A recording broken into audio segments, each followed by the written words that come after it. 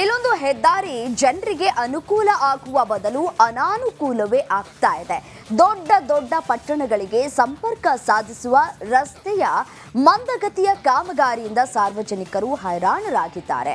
ಆ ಕುರಿತು ಒಂದು ವರದಿ ಇಲ್ಲಿದೆ ನೋಡಿ. ಹದಗೆಟ್ಟ ಹೆದ್ದಾರಿಯಿಂದ ಕಂಗೆಟ್ಟ ಜನ. 10 ವರ್ಷವಾದರೂ ಪೂರ್ಣವಾಗದ ಕಾಮಗಾರಿ.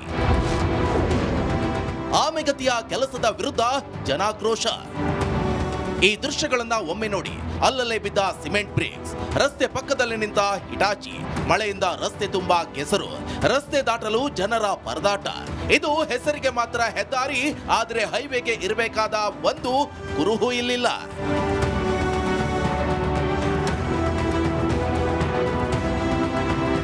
ಹಾವೇರಿ ಜಿಲ್ಲೆಯ ಮೋಟೆಬೆನ್ನೂರು ಮತ್ತು ಛತ್ರ ಬಳಿ ಪೂನಾ ಬೆಂಗಳೂರು ರಾಷ್ಟ್ರೀಯ ಹೆದ್ದಾರಿ 48ರ ಸೇತುವೆ ಕಾಮಗಾರಿ ಶುರುವಾಗಿ ಬರೋಬ್ಬರಿ 10 ವರ್ಷವಾಗಿದೆ. ಆದರೆ ಕಾಮಗಾರಿ ಮಂದಗತಿಯಲ್ಲಿ ಸಾಗ್ತಿರುವ ಹಿನ್ನೆಲೆ ಜನರು ಆಕ್ರೋಶ ವ್ಯಕ್ತಪಡಿಸಿದ್ದಾರೆ. ಸರ್ವಿಸ್ ರೋಡಲ್ಲಿ ದೊಡ್ಡ ದೊಡ್ಡ ಗಾಡಿ ಅಡ್ಡಾಡ್ತದೋ, ಹಳ್ಳಿ ಜನ ಹೆಂಗೆ ಅಡ್ಡಾಡ್ಬೇಕು, ದೊಡ್ಡ ಗಾಡಿ ನಡುವೆ ಅಡ್ಡಾಡ್ಬೇಕು. ಹಾಗಾಗಿ ಹಳ್ಳಿ ಜನಕ್ಕೆ ಭಾಳ ಸಮಸ್ಯೆ ಐತಿ. ಮತ್ತು ಇವ್ರಿಗೂ ದೊಡ್ಡ ದೊಡ್ಡ ವೆಹಿಕಲ್ಗಳಿಗೂ ಸಮಸ್ಯೆನೇ. ಅವರಿಗೆ ಅಂದ್ರೆ ರೋಡ್ ಅಗಲ ಇರಬೇಕು, ಒಳ್ಳೆ ಚೆನ್ನಾಗಿರ್ಬೇಕು. ಹಾಗಾಗಿ ಅವ್ರಿಗೂ ಸಮಸ್ಯೆನೇ. ಇಲ್ಲಿ ಹೆಂಗೆ ಸಾರ್ವಜನಿಕರಿಗೆ ಸಿಕ್ಕಾಬಿಡೆ ತೊಂದರೆ ಐತ್ರಿ. ಧೂಳು ಬರ್ತಾಯಿದೆ. ಮತ್ತು ಮಾರುಕಟ್ಟೆ, ಇಲ್ಲಿ ಬ್ಯಾಡಗಿ ಮಾರುಕಟ್ಟೆ ಐತ್ರಿ. ಇಲ್ಲೇನು ದೊಡ್ಡ ದೊಡ್ಡ ಗಾಡಿ ಎಲ್ಲ ಅಡ್ಡಾಡ್ತದವು. ಈ ಹೆದ್ದಾರಿ ರೈತರಿಗೆ ವರವಾಗಬೇಕಿತ್ತು, ಆದರೆ ಇದು ಶಾಪವಾಗಿ ಮಾರ್ಪಟ್ಟಿದೆ. ಪ್ರತಿನಿತ್ಯ ಚಕ್ಕಡಿ ಮತ್ತು ಎತ್ತು ದಾಟಿಸಲು ನಿತ್ಯ ಹರಸಾಹಸ ಪಡಬೇಕಾದ ಸ್ಥಿತಿ. ರಾಷ್ಟ್ರೀಯ ಹೆದ್ದಾರಿಯಲ್ಲಿ ವಾಹನ ಸವಾರರ ಸಂಚಾರಕ್ಕೂ ಅಡ್ಡಿಯಾಗ್ತಿದೆ. ಒಟ್ಟು 2 ಟೋಲ್ಗಳಿಗೂ ಹಣ ಪಾವತಿಸಿದ್ರೂ ಸೇತುವೆ ಕಾಮಗಾರಿ ಮಾತ್ರ ಪೂರ್ಣಗೊಂಡಿಲ್ಲ. ಇನ್ನು ರಸ್ತೆ ಅಗಲೀಕರಣಕ್ಕೆ ಪಡೆದ ರೈತರ ಜಮೀನುಗಳಿಗೆ ಪರಿಹಾರ ನೀಡ್ತಾ ಇಲ್ಲ ಅಂತ ಸ್ಥಳೀಯರು ಆಕ್ರೋಶ ವ್ಯಕ್ತಪಡಿಸಿದ್ದಾರೆ. ಇದರಿಂದ ದನಗ ಈಗ ರೈತರಿಗೆ ಸಮಸ್ಯೆ ಆಗ್ತದೆ ಸರ್. ಹೋಗೋ ಬರೋರಿಗೆಲ್ಲ ಆ ಕಡೆ ಈ ಕಡೆ ಹಳ್ಳಿಯಿಂದ ಬರ್ತಾರೆ ಸರ್, ಅವ್ರಿಗೆಲ್ಲ ಸಮಸ್ಯೆ ಆಗ್ತದೆ ಸರ್. ಈ ಗುಂಡಿ ಇಲ್ಲಿ ಓಪನ್ ಮಾಡ್ಯಾರ ಸರ್. ಆ ಗುಂಡಿ ಒಳಗೆ ಒಂದು 4-5 ಜನ ಬಿದ್ದಾರೆ ಸರ್. ಈಗ ಆಲ್ರೆಡಿ ನಾವೇ ಎತ್ತೇವೆ ಸರ್. ಅದಲ್ದನ ಮತ್ತು ಈಗ ಜನಕ್ಕೆಲ್ಲ ಭಾಳ ತುಂಬ ತೊಂದರೆಗಳಾಗ್ತವೆ ಸರ್. ಆಕ್ಸಿಡೆಂಟ್ ಭಾಳ ಆಗ್ತದೆ. ಅದರಿಂದ ಒಂದು ಸ್ವಲ್ಪ ಪ್ರಾಬ್ಲಮ್ ಆಗ್ತಿದೆ ಸರ್. ಇದು ಬೇಗ ಕಾಮಗಾರಿ ಚಾಲೂ ಆಗ್ಬೇಕು ಸರ್.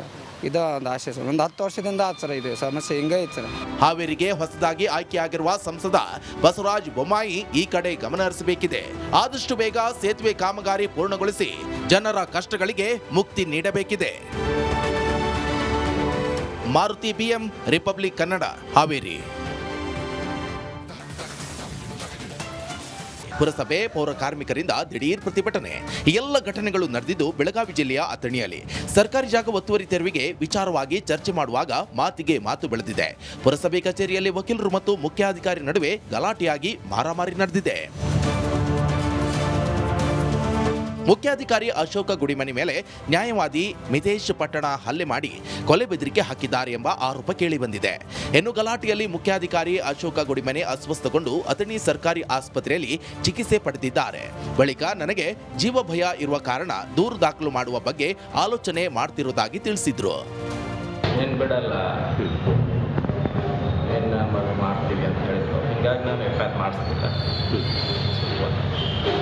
ಜೀವ ಬೆದರಿಕೆ FIR ಮಾಡಿಸ್ತಿಲ್ಲ. ನನಗೆ ಅವರು ಬಡದಲ್ಲಿ ಹೊಡಿತಕ್ಕೆ ನನಗೆ ಆರಾಮ ಮಾಡಿಸ್ಲಿಲ್ಲ. ಈ ಕಡೆ ಹಾಸ್ಪಿಟ್ಲಿಗೆ ಬಂದ ಟ್ರೀಟ್ಮೆಂಟ್ ಮುಗಿಸ್ಕೊಂಡು ಮನೆಗೆ ಹೋಗಿ ಅದೇ FIR ಮಾಡೋದ್ರ ಬಗ್ಗೆ FIR ಏನು ಮಾಡಿದ್ರು. ಇಲ್ಲಿ ಹಾಸ್ಪಿಟ್ಲಿಗೆ ಬಂದಾಗಲೂ ಹೇಳಿ ಹೋಗಿದ್ರು, ನೀನು FIR ಮಾಡಿಸಿದ್ರೆ ನೀನು ಬಿಡಲ್ಲ. ಇನ್ನು ಘಟನೆ ಕುರಿತು ನ್ಯಾಯವಾದಿ ಮಿತೇಶ್ ಪಟ್ಟಣ ಪ್ರತಿಕ್ರಿಯೆ ಕೊಟ್ಟಿದ್ದು, ನಾನು ವಿವಾದಿತ ಪ್ರಕರಣದ ಕುರಿತು ಮಾಹಿತಿ ಕೇಳಿದ್ದಕ್ಕೆ ಸರಿಯಾಗಿ ಮಾಹಿತಿ ನೀಡಿಲ್ಲ. ಇದರಿಂದಾಗಿ ನೂಕುನುಗ್ಗಲು ಆಗಿದ್ದು ಸತ್ಯ. ಆದರೆ ನಾನು ಹಲ್ಲೆ ಮಾಡಿಲ್ಲ ಅಂತ ಸಮಜಾಯಿಸಿ ಕೊಟ್ಟರು. ಈಗ ನಾವು ಹೋದಂತವರು 3 ಮಂದಿ ವಕೀಲರು, ಒಬ್ಬರು 20 ವರ್ಷ ಪ್ರಾಕ್ಟೀಸ್ ಮಾಡಿದಂತ ಶಿಶಿಬಾಡಿ ವಕೀಲರು, ನಮ್ಮದು 10-12 ವರ್ಷ ಪ್ರಾಕ್ಟೀಸ್ ಆದಂತ ನಾವು, ನಮ್ಮ ಜೋಡಿ ನಮ್ಮ ಜೂನಿಯರ್ ವಕೀಲರು ಬಂಗಾರ ವಕೀಲರು ಬಂದಿದ್ರು. ಈಗ ನಮ್ಮ ಎಲ್ಲಾ ವಕೀಲರ ಮೇಲೆ ಹಲ್ಲೆ ಮಾಡಿದಾರೆ ಅಂದ್ರೆ ಈಗ ದೊಡ್ಡ ನನಗೆ ಅಷ್ಟಲ್ಲ, ಎಲ್ಲ ವಕೀಲರ ಸಮುದಾಯಕ್ಕೆ ಹಲ್ಲೆ ಆಗಿದ್ದು. ಯಾಕಂದ್ರೆ ನಾವು ಸಾರ್ವಜನಿಕವಾಗಿ ಹಿತಾಸಕ್ತಿ ಬಗ್ಗೆ ಕೇಳಕ್ ಹೋಗಿದ್ದೆವು, ನಮ್ಮ ವೈಯಕ್ತಿಕವಾಗಿ ಯಾವುದೂ ಇಲ್ಲ ಅಲ್ಲಿ. ಈ ಬೆನ್ನಲ್ಲೇ ಮುಖ್ಯಾಧಿಕಾರಿ ಮೇಲಿನ ಹಲ್ಲೆಯನ್ನು ಖಂಡಿಸಿ ಅಥಣಿ ಪುರಸಭೆ ಪೌರ ಕಾರ್ಮಿಕರು ದಿಢೀರ್ ಪ್ರತಿಭಟನೆ ನಡೆಸಿ ವಕೀಲರ ಬಂಧನಕ್ಕೆ ಆಗ್ರಹಿಸಿದ್ರು. ಒಟ್ನಲ್ಲಿ ಸಮಾಜದಲ್ಲಿ ಜವಾಬ್ದಾರಿಯುತ ಸ್ಥಾನದಲ್ಲಿರುವವರೇ ಹೀಗೆ ಅಸಭ್ಯ ವರ್ತನೆ ತೋರಿದ್ರೆ ಹೇಗೆ ಅಂತ ಸಾರ್ವಜನಿಕರು ಪ್ರಶ್ನೆ ಮಾಡುವಂತಾಗಿದೆ. ಸಂಜು ಅರಭಾವಿ, ರಿಪಬ್ಲಿಕ್ ಕನ್ನಡ, ಚಿಕ್ಕೋಡಿ.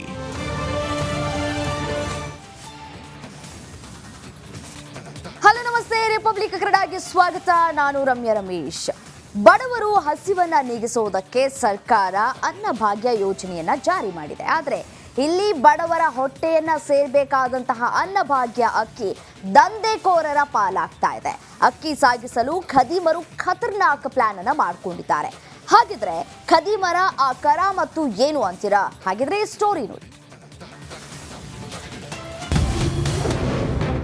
ಗದಗ ಬೆಟಗೇರಿಯಲ್ಲಿ ಅಕ್ರಮ ಅಕ್ಕಿ ದಂಧೆ. ಹುರಿಕಡಲೆ ಚೀಲದಲ್ಲಿ ಅನ್ನಭಾಗ್ಯ ಅಕ್ಕಿ ಪತ್ತೆ. ಅನ್ನಭಾಗ್ಯ ಯೋಜನೆಗಾಗಿ ಸರ್ಕಾರ ಕೋಟ್ಯಾಂತರ ರೂಪಾಯಿ ಖರ್ಚು ಮಾಡುತ್ತೆ. ಬಡವರು ಹಸಿವಿನಿಂದ ಬಳಲಬಾರದು ಅಂತ ಅನ್ನಭಾಗ್ಯ ಯೋಜನೆ ಜಾರಿ ಮಾಡಿದೆ. ಆದರೆ ಅಕ್ಕಿ ದಂಧೆಕೋರರು ಇದನ್ನೇ ಬಂಡವಾಳ ಮಾಡಿಕೊಂಡಿದ್ದಾರೆ. ಬಡವರಿಗೂ ಕೊಡುವ ಅಕ್ಕಿ ಮೇಲೂ ಕೂಡ ನುಂಗುಬಾಕರ ಕಣ್ಣು ಬಿದ್ದಿದೆ. ಹೌದು, ಗದಗ ಬೆಟಗೇರಿಯ ನರಸಾಪುರ ಇಂಡಸ್ಟ್ರಿಯಲ್ ಪ್ರದೇಶದಲ್ಲಿ ಅಪಾರ ಪ್ರಮಾಣದ ಅನ್ನಭಾಗ್ಯ ಅಕ್ಕಿ ಪತ್ತೆಯಾಗಿದೆ. ಶ್ರೀ ಗೋಡಚಿ ವೀರಭದ್ರೇಶ್ವರ ಪುಟಾಣಿ ಇಂಡಸ್ಟ್ರಿಯಲ್ ಹೆಸರಿನ ನಂದಿ ಬ್ರ್ಯಾಂಡ್ ಹುರಿಕಡಲೆ ಚೀಲದಲ್ಲಿ ಅಕ್ಕಿಯನ್ನು ಸಂಗ್ರಹಿಸಿ ಸಾಗಾಟ ಮಾಡ್ತಿದ್ದ ಬೆಳಕಿಗೆ ಬಂದಿದೆ. ಸದ್ಯ ಖಚಿತ ಮಾಹಿತಿ ಮೇರೆಗೆ ಆಹಾರ ಇಲಾಖೆ ಹಾಗೂ ಪೊಲೀಸ್ ಇಲಾಖೆ ದಾಳಿ ಮಾಡಿದೆ.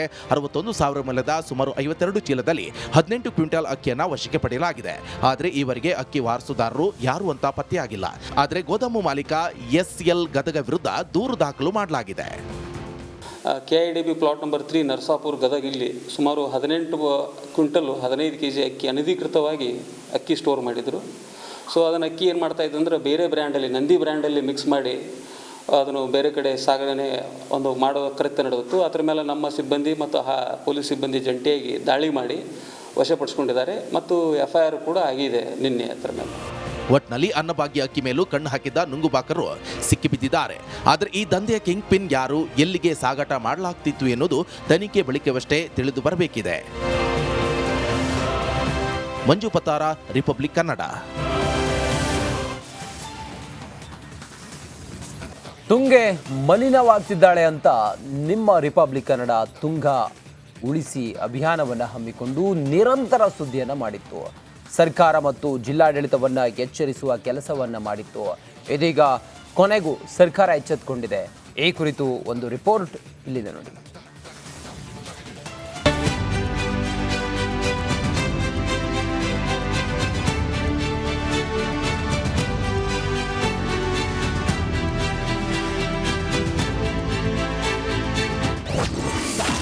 ರಿಪಬ್ಲಿಕ್ ಕನ್ನಡದ ಮತ್ತೊಂದು ಇಂಪ್ಯಾಕ್ಟ್.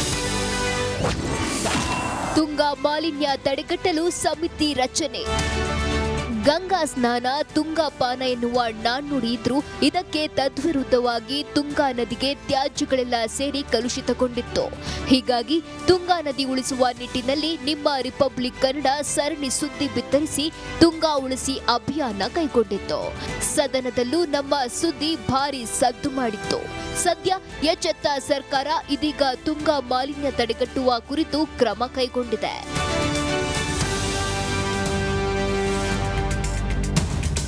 ತುಂಗಾ ನದಿಗೆ ಸೇರ್ತಿರುವ ತ್ಯಾಜ್ಯವನ್ನ ತಡೆಗಟ್ಟುವ ನಿಟ್ಟಿನಲ್ಲಿ ಸರ್ಕಾರ ವಿವಿಧ ಇಲಾಖೆಯ ಅಧಿಕಾರಿಗಳ ಸಮಿತಿಯನ್ನ ರಚಿಸಿದೆ. ತುಂಗಾ ನದಿಯ ಜೀರ್ಣೋದ್ಧಾರ ಹಾಗೂ ಅದನ್ನ ಮತ್ತೆ ಜೀವಂತಗೊಳಿಸುವ ಕುರಿತಂತೆ ಅಧ್ಯಯನಕ್ಕೆ 15 ಜನ ಹಿರಿಯ ಅಧಿಕಾರಿಗಳ ಸಮಿತಿ ರಚಿಸಿ ಆದೇಶ ಹೊರಡಿಸಿದೆ.